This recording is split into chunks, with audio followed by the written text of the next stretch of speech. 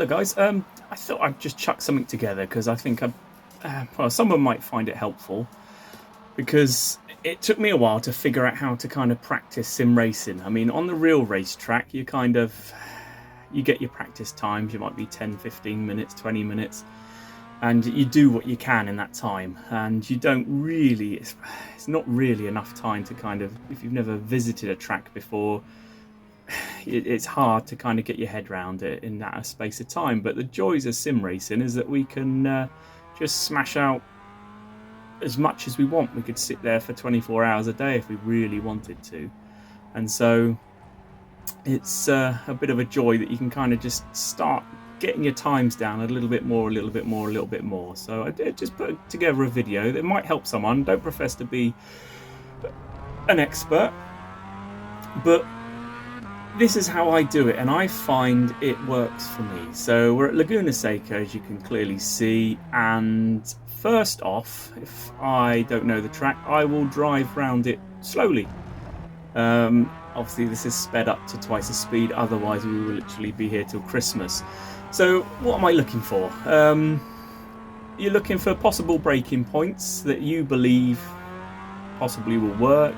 Anything a bit dodgy about the track. I'm at Laguna Seca, you've got the blind crest here, and you've obviously got the corkscrew and so on and so forth. So it's just finding out things that perhaps could be used for braking markers, things that could be used to kind of benefit you, where you can possibly go flat out, where you can cut what you can and can't do. So it's good just not to jump straight into a track guide, because it's good drills really to kind of learn the track a little bit yourself. So you're kind of putting your brain to use and just trying a few different lines. You're not ragging it around there too quick. You're just finding what you can and can't do, and just kind of where you can and can't push.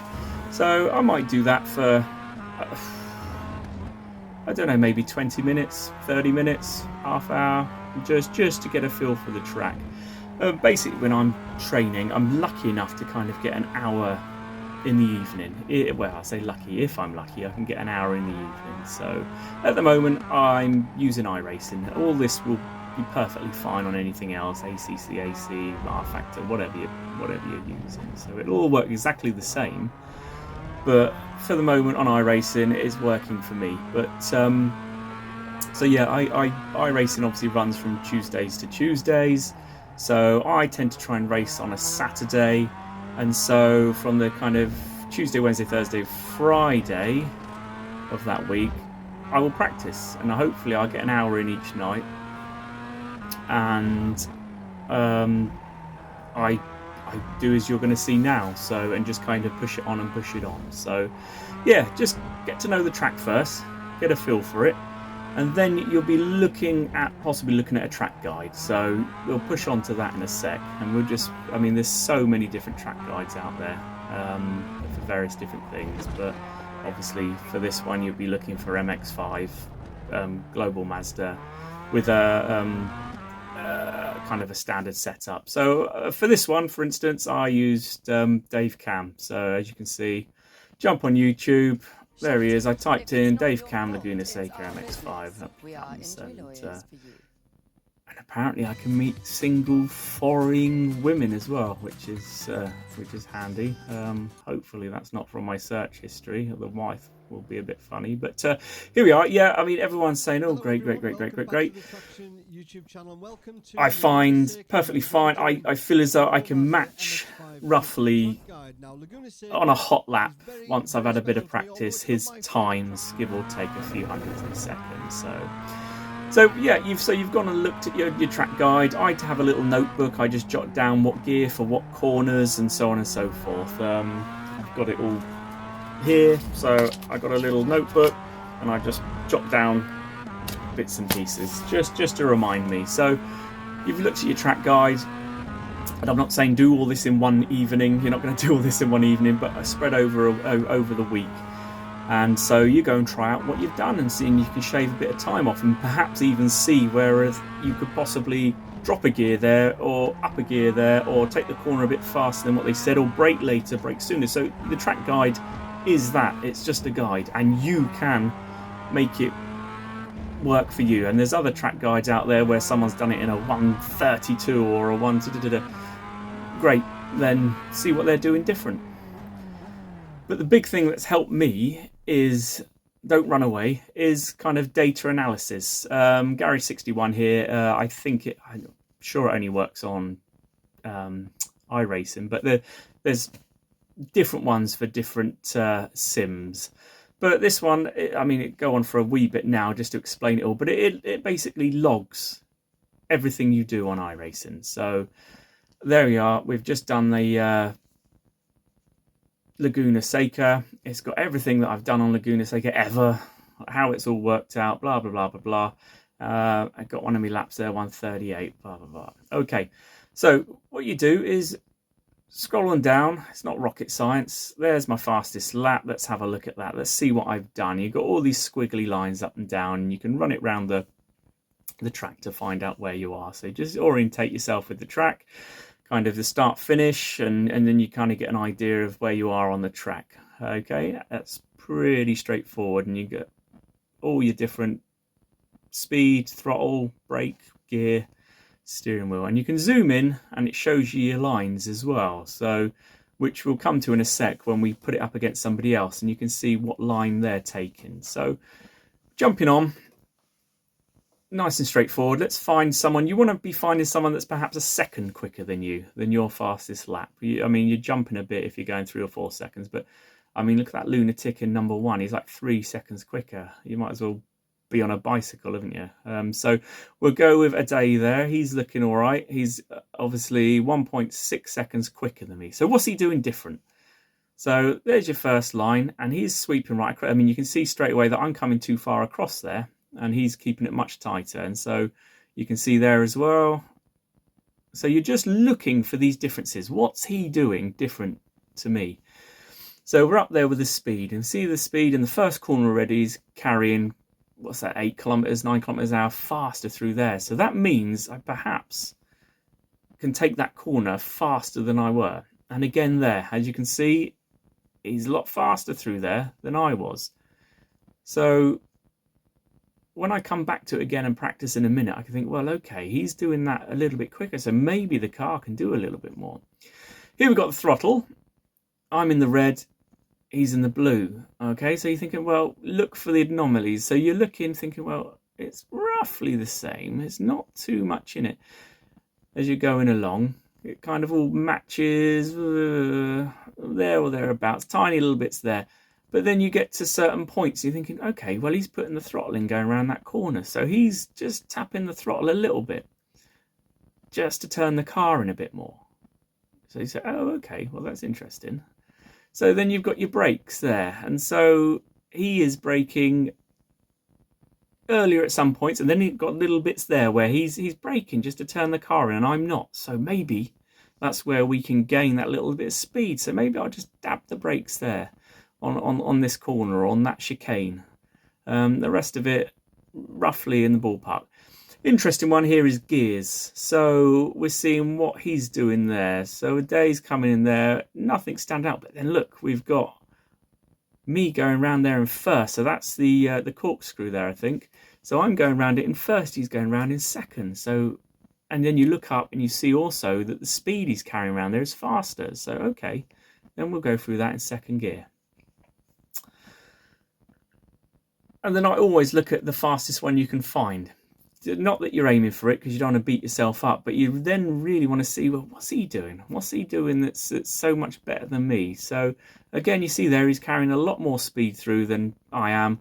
You're just picking out the things that stand out. So there, he's throttling around the corner again. So he's given quite a bit of throttle getting around that corner, and I'm not. So what I've learnt from this telemetry then is I need to dab the brake here or add a little bit more throttle on that corner just to turn the car in. So, okay, that's fine. So what you then do is you've taken all that down and you go out and you do some hot laps. Again, this is obviously sped up, otherwise I think I would be top of that little table there. So I go and see what Ade had done. I see, okay, well, I carry that and I dab that throttle there and I'll dab the brake there and and so on and so forth, and try it out and see what you do. And if you get it right, your time comes down a little bit and a little bit and a little bit. So you're finding these little bits that's just pushing you on. Then ultimately, what you don't want to be doing is hot laps every night for an hour, just going round and round and round track, because invariably you never ever stick to the racing line for a lap, 100% of a lap, unless something's gone really right or really wrong. So I always go up against AI. I probably do more practice against AI than I do just hot laps. But I do the hot laps to begin with, just to get a feel for the track, just to understand what's going on. Okay, so I carry it into here. So your AI settings may be different. If you're faster than me or you're slower, then what you want to do is get your AI set so it's competitive. So you don't want the dude out front just absolutely smashing it away from you. And also you don't want to be overtaking everyone in the first corner and then you're just doing hot laps. So, I mean, I've never put it all the way up to 100% or whatever it goes up to. I mean, that's mental. So I find if I'm starting from the back, I always start from the back because it's good to try and work through the cars. So sometimes I can go, say, up to 75, but for this 65, no spoilers, I win the race. But you'll see in a minute that I have a bit to deal with. So again, it's sped up because you don't want to be watching 15 minutes of me racing against a computer. So I've taken in everything. So everything I've learned, I've done the track guides, I've practiced, I've done everything else. So now we are racing against the AI. And as you can see, the lines are all over the place, your braking points are all over the place. Then it's now that you can start to learn what you can and can't get away with. So you pull a few cheeky moves. If you crash, it doesn't matter, you know, next time. So when I started learning Laguna Seca on iRacing, I thought, oh, okay, I can get out of this corner. As we're just going around here, coming up the hill to the corkscrew, I think, well, I can tuck in there. Every time I done it, I crashed. Every time I done it, I crashed. And so you think, well, I won't try that in a race then. So since then, I've not. So you practice and you practice and you practice, and you see what you can and can't do. So it is now is where you get better. Sometimes you'll smash your record timing, sometimes you won't get close, but invariably you're going to find that you might have your best time. But so I can't remember what Laguna Seca is running at now. If we say a 132 is your absolute, I'm thinking that because we just raced at Charlotte Roval, and I think it was 132. So 132, for instance, and your hot lap is 132. Oh, you can do an absolutely banging hot lap, and then you come up against someone when you come up to your race in real life online. You see Chummy's fastest lap in qualifying is a 132, and he finishes 8th. So you're thinking, well, what's going on there? He's obviously really good, but I expect he probably sits there and just does lap after lap after lap after lap after lap of just hot laps. So just to sum up, don't just do hot laps. Don't just go round and round and round and round and round, because you'll get a good qualifying position because you'll be really quick. If you want to do hot laps, go and do the TTs, the time trials, great. But you need to be able to race with others. So you need to be around others. You need to find different lines. You need to find different braking points. Use telemetry to your advantage. So, as we've just said, have a look at it. Give it a try if you haven't already. It's not rocket science. There's loads and loads and loads of videos out there of how to use it. And trust me, that is the biggest way I've found time online racing is through telemetry. So give it a whirl. Got nothing to lose, only time. Try different track guys. As I said, I like Dave Cam because once I've kind of followed his bits and pieces, I tend to find that I get within roughly the same times that he's getting. So I then, perhaps there's others out there that will be a second or two quicker, blah, blah, blah, blah, blah. Great, that's fine. Use whoever you're happy with and just go from there. And as we said, practice against AI. It's just important to be able to put you off your racing line and know where you can break. Coming up the inside there, look at that. Just if you are just going round and round and round in circles following the racing line, you wouldn't know that you can brake on the inside there and get around that corner and give it some beans from there. So yeah, it's all yeah, it's just practice, practice, practice. That's all it is. It's just keep going, keep going, keep going, keep going. And do make mistakes, because you will find, like I said about Laguna Seca here, when we come up to the corkscrew, I found out that I can't do what I wanted to do there. So you don't do it in the race. So make mistakes, push a little bit further, find that point of where the traction gives up, or you can't go round the corner, it oversteers or it understeers. Just try it, see what happens, get a feel for it. And just make the most of your training, whether you're training for an hour or you're training for 20 minutes. Just try and make the most of the time you've got. It doesn't matter. But yeah, well, we'll sum up. That's everything there. I hope you enjoyed it. Let me know what you think, and I'll catch you soon. All right. Cheers, guys. Take care.